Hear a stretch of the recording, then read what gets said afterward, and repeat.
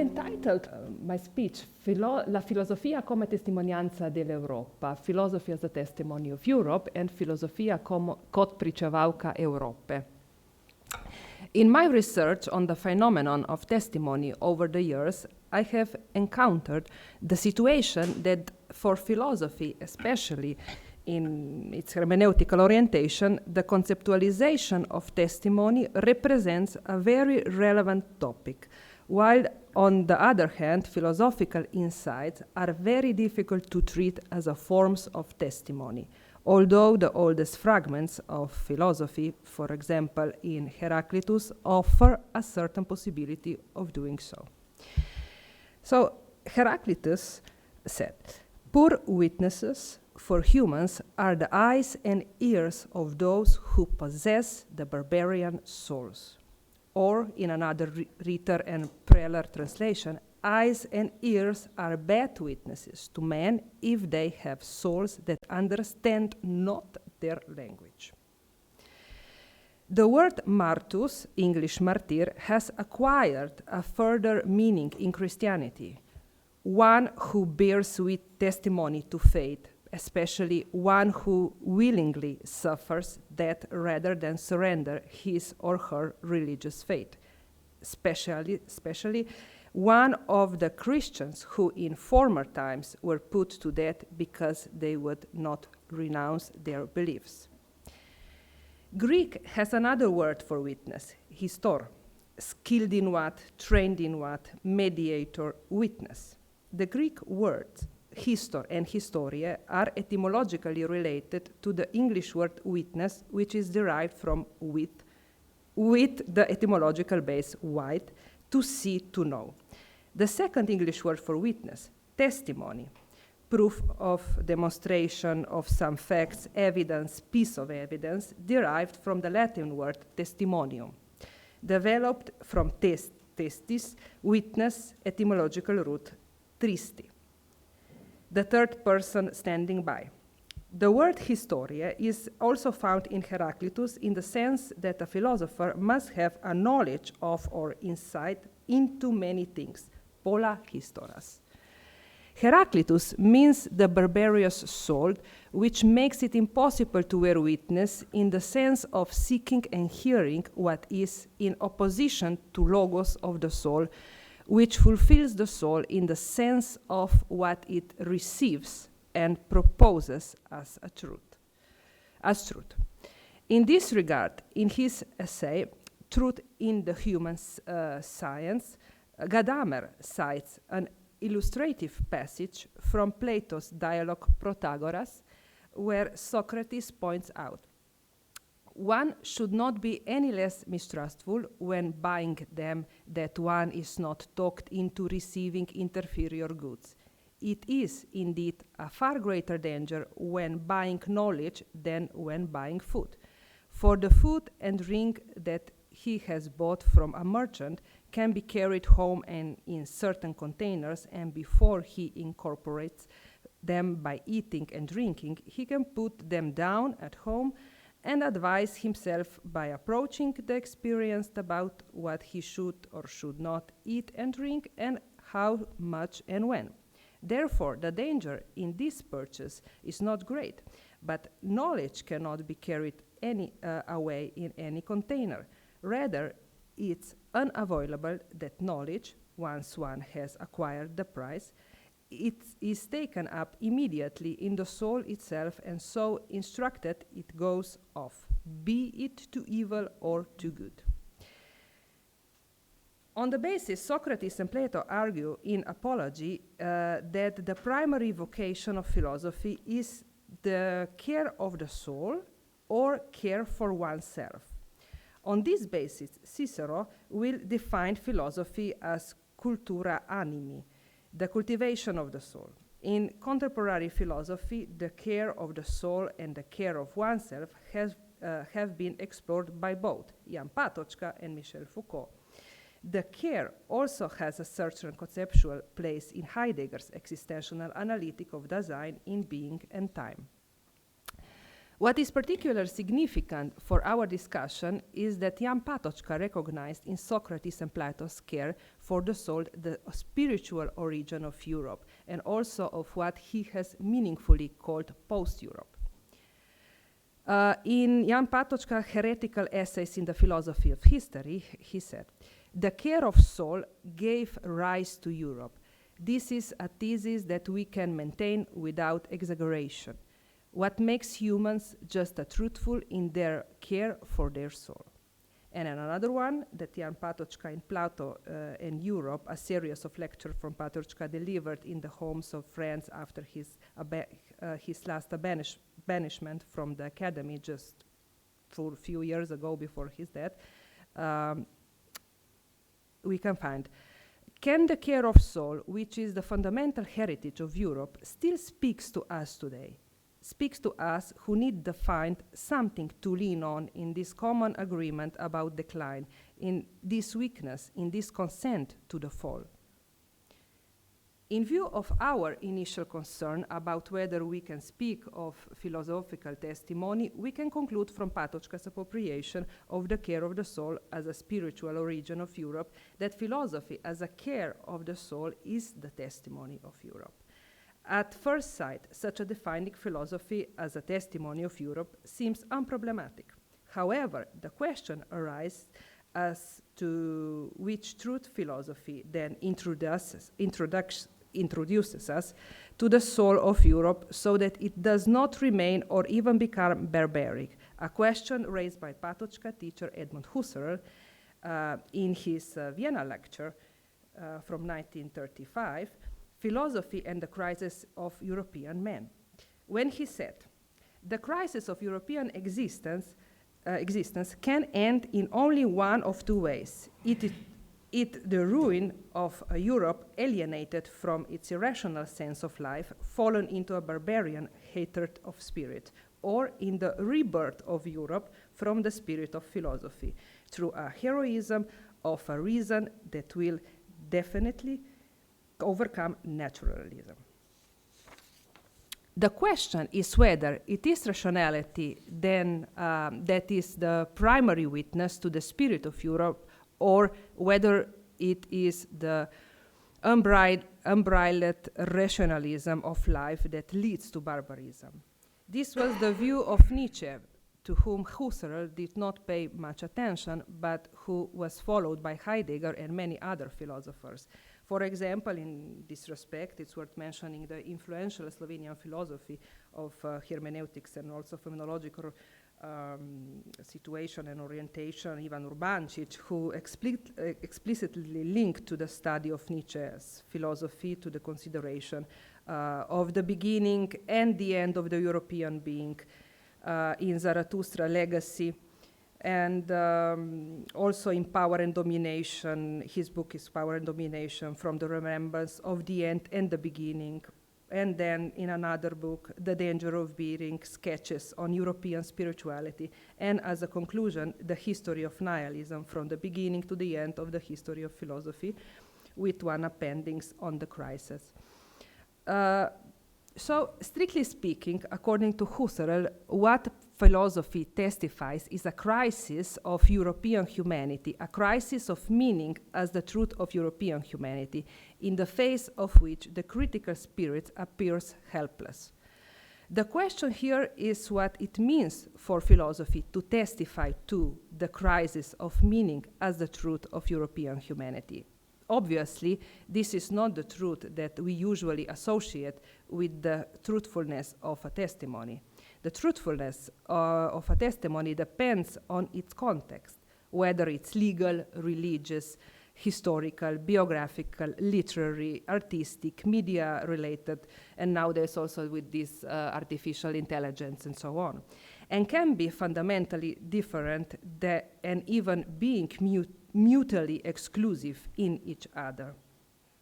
The truthfulness of testimony in legal practice cannot be equated or equal with that in religious testimony, nor can an artistic testimony be compared with a documentary one. If, following Husserl, we say that philosophy is a testimony to the crisis of European humanity, the truthfulness of such a testimony cannot be placed in order of before mentioned, since its truthfulness is provokes and invokes us to seek the truth in truth, and thus to evoke in us a care for the soul. The relationship between the truth and testimony, and in this context between philosophy and testimony, has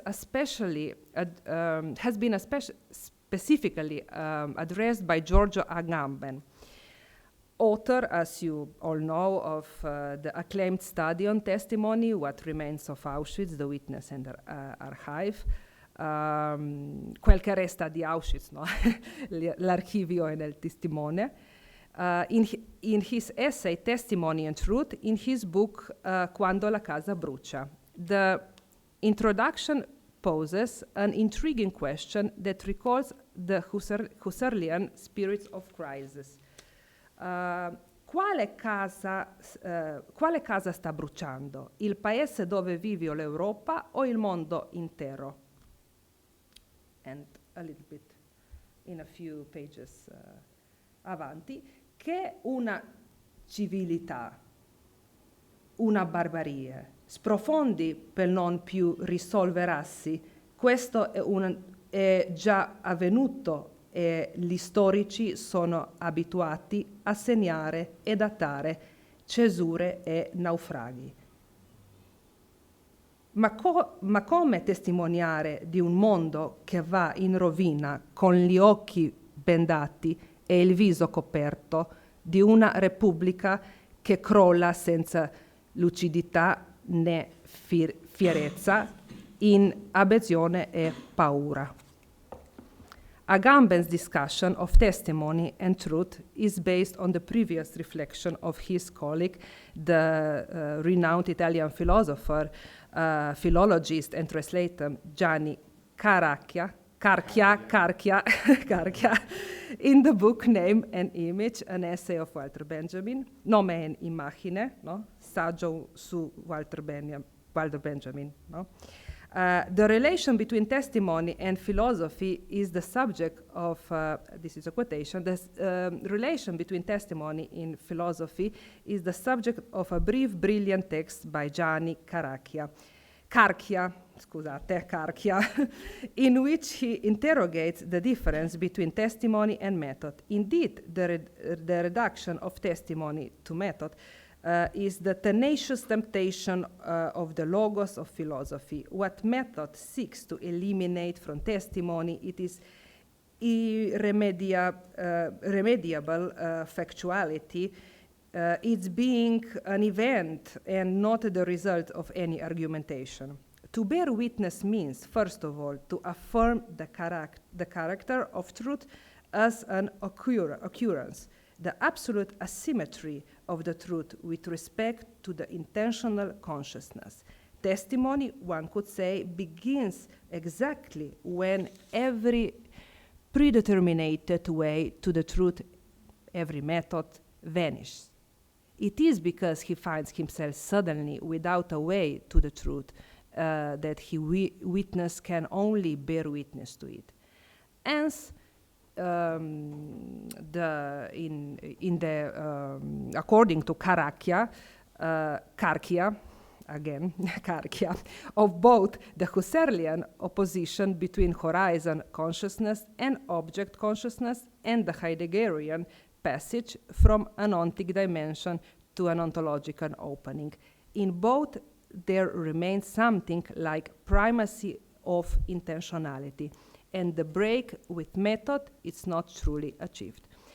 Only the encounter with the most radical alterity merits the name of testimony, and this encounter entails the suspicion of all community to such a degree that incommunicability and solipsism are the deep essential mark of being witness. So, The sharp distinction between the event of witnessing and the methodological consciousness of philosophy leads to a position of radical unknowing in which only testimony is individualized in relation to truth. It is worth recalling that Socrates' methodological consciousness also began with unknowing. I know that I know nothing. Husserl and Heidegger claimed that the term phenomenology has a primary methodological meaning. The latter represented the position that he formulated in Greek language, hodos me pote met hodos. The way is never the method, just as thinking is never knowledge. This way could be understood as a special way of thinking and dwelling. The most distinguished in this regard is the path to language, as Heidegger demonstrated in the book with the same name. Agamben also seems to be trying to move the discourse of testimony and truth on such a path towards a language marked by the sound of silence. The truth of testimony, he said, does not depend on what it says, but on what is not said, on the fact that it brings a speechlessness into word. The witness is someone who uniquely speaks in the name of inability to speak. And this does not simply mean that the witness speaks for someone who cannot, for the dead, for animals, for the stones, for the grass, for the insane. The silence to which his words bear witness is internal to testimony itself. The one who bears witness to the truth is the first to fall silent before it. The witness's testimony is true to the extent that he experienced the impossibility of stating the truth in a proposition. The truth cannot have the form of the true proposition. Truth can only be testified to. This means that the witness is not the subject of knowledge. The truth that testimony entails can never present itself as such to intentional consciousness, whose knowing is necessarily articulated in the form of a discourse that says something about something. Testimony begins with the subject of knowledge is left speechless. The experience that seals the lips of the subject opens those of the witness.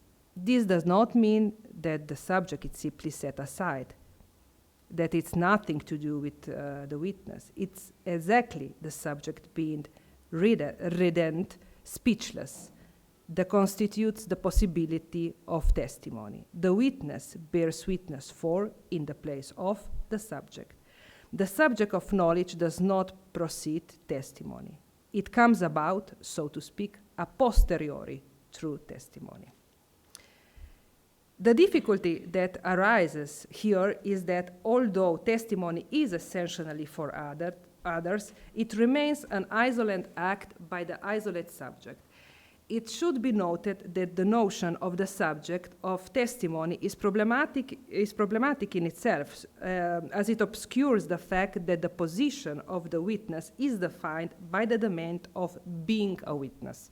Furthermore, in the light of Agamben's opening question, whose house is burning, Europe or the whole world, it is necessary to ask how someone who has to dwell not only in his or her own house, but also in the house of Europe and in the house of the whole world, can testify to the historical burning. In the introduction to his lecture entitled Hölderlin and the Nature of Poetry, Heidegger quotes Hölderlin's draft in which he calls language the most dangerous of goods. Quotation. But man dwells in huts and wraps himself with a modest garment, for a more intimate he is, the more attentive too, and that he preserve the spirit. At the price, the heavenly flame. This is his understanding. And that is why free will and a higher power to command and to accomplish have been given to him, who is like the gods, and that is why the most dangerous of goods, language, has been given to man, so that creating, destroying, and perishing, and returning to the ever-living, to the mistress and mother, he may bear witness to what he is, to have inherited, learned from her most divine gift, all-sustaining love. Heidegger's commentary. First of all, we take note of where this key verse about language is found in the draft of a poem which is supposed to say who man is in distinction to the other beings of nature. Mention is made of the rose, the swans, the stag in the forest, distinguished man from the other living creature. The cited fragments begins thus, but man dwells in huts. Who is man? He is the one who must bear witness to what he is. To bear witness can signify to testify, but it also means to be answerable for what one has testified in one's testimony. Man is he who he is precisely in the attestation of his own existence. This attestation does not mean a subsequent and additional expression of many being. Rather, it forms a part of man's existence. But what should man testify to? To his belonging to the earth. This belonging consists in the fact that man is the inheritor and the learner of all things. But things, of course, stands in opposition. What keeps things apart in opposition and at the same time joins them together, Hölderlin calls intimacy. The attestation of belonging to the intimacy occurs through the creation of a word and through its rise, as well as through its destruction and decline. The attestation of man's being, and thus his authentic fulfillment, comes from freedom of decision. Decision takes hold of what is necessary and places itself in the bond of the highest claim. Man's being a witness to his belonging among the beings as a whole occurs as history. But so that history may be possible, language has been given to man. It is one of the main goods. Thus, Heidegger's definition of witnessing as the opening up of history to a man who is gifted with the most dangerous of all gifts, bring us any closer to defining philosophy as a testimony of Europe. Heidegger does not mention either Europe or philosophy here, and even believed that it was no longer possible to speak of both. One has to wonder whether defining philosophy as the testimony of Europe is too pretentious. In the before-mentioned text, Agamben writes, "Poetry is the language in which one bears witness for language," with which Heidegger would probably have agreed.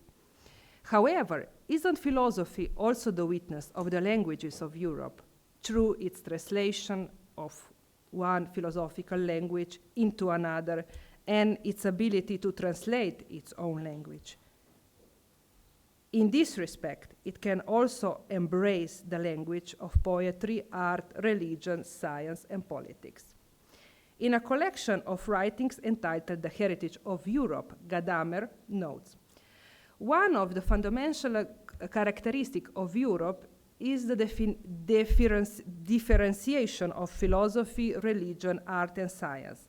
It originated in Greek culture and shaped the Greek-Christian culture unity of the Occident." This is from The Future of the European Humanities. What is meant by this event of differentiation, which, according to Gadamer, has defined the history of Europe? Without the emergence of philosophy, it would certainly not have occurred, just as we cannot speak of the history of Europe insofar as philosophy is not the testimony of Europe. Considering this original and fundamental differentiation, the European way of dwelling demonstrates itself as essentially differentiated, requiring respect for diversity and for that which in this diversity does not rule as a unity for all, but in common shared by all. Thank you. Yeah. Okay. Anzitutto a Michele Nicoletti, basta, tu ci hai fatto vedere tutta una serie di importanti condizioni per cui l'Europa può essere anzitutto un individuo, quindi può giocare un ruolo politico nella sua unità. Ma questo ruolo politico può essere davvero giocato se la metafora di riferimento è la tenda esposta a tutti i venti e non una casa.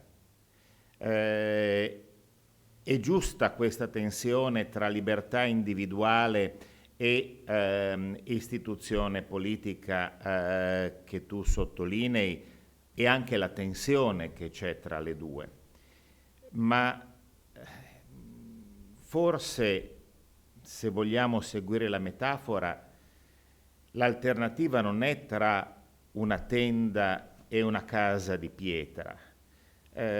Forse l'alternativa è quella di una baita di legno che forse può essere ricostruita più facilmente.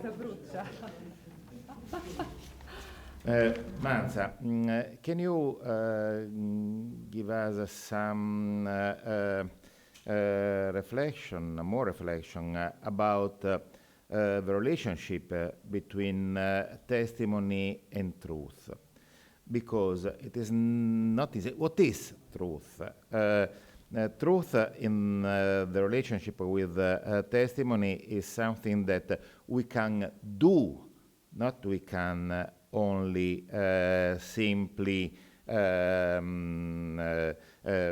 is not an idea of correspondence, but we are in an era, in a period of world history and Europe history, in which if truth is something that can be testified, if truth is meant as something that we do, but fake news can spread in our and there is, what is truth? The truth can help us to develop testimony.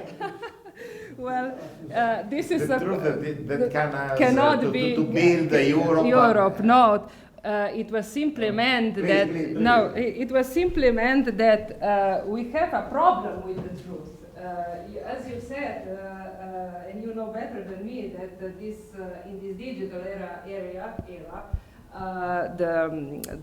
the fake news are all over the not just the internet, but people believed on the first sight. They simply are influenced by the media. So depending on what is presented in the fake news, I think that every person have to have some distance, and also if you are thinking about, I will give you one example. As I mentioned before, there is no, it is connection, but cannot be on the same level, put it on the same level. The truth in front of the court and in truth in the religious church or the religious world. We cannot put a Christ on the court and ask, are you God? Did you? Is your testimony la presenza di Dio? Or we cannot judge. We cannot put the same level. So here is the main difference, that we are approaching the situations about what is true and what is not true by some, how to say, not community, because this is then leading to this fake news and even the ideology, but simply the testimonianza, the testimony is something that it is truth or it's not testimony. That is the quotation of Agamben. He said like this. And I agree. If we have a situation that somebody who is, let's say, have been a witness to the Holocaust in the Second World War, or it's nowadays, if we are not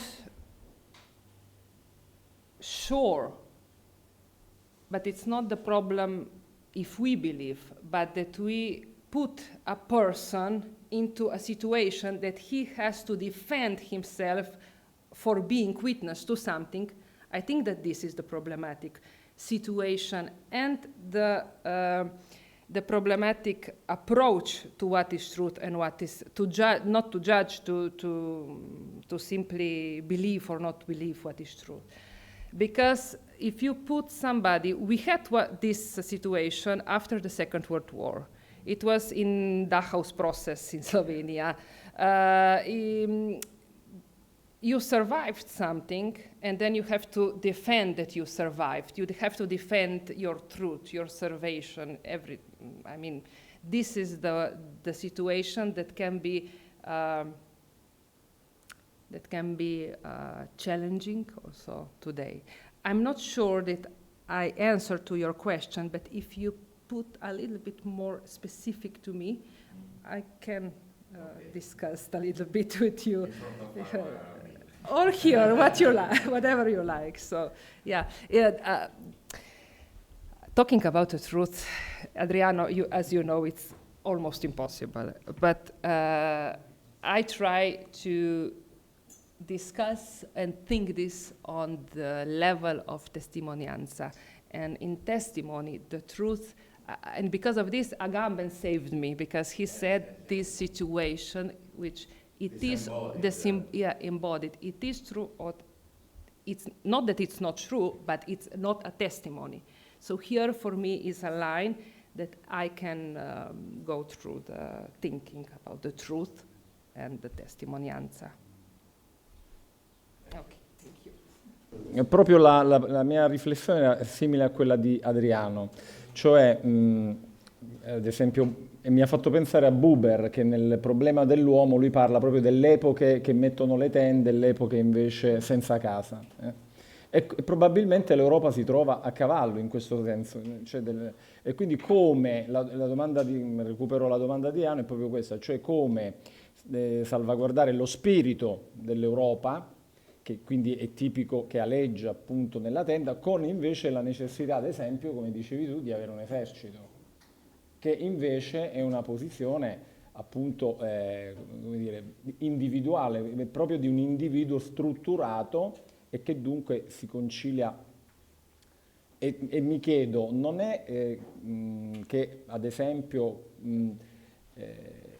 questa capacità di mantenere lo spirito dell'Europa anche all'interno di una struttura come quella politica non possa essere perseguita, ma questo chiedo proprio il tuo, come dire, coltivando quella colonna che un po' manca all'Unione Europea, cioè la dimensione della cultura, la cultura i valori culturali che invece sono stati scavalcati in un'ottica del puramente economico e adesso ad esempio un'ottica del militare.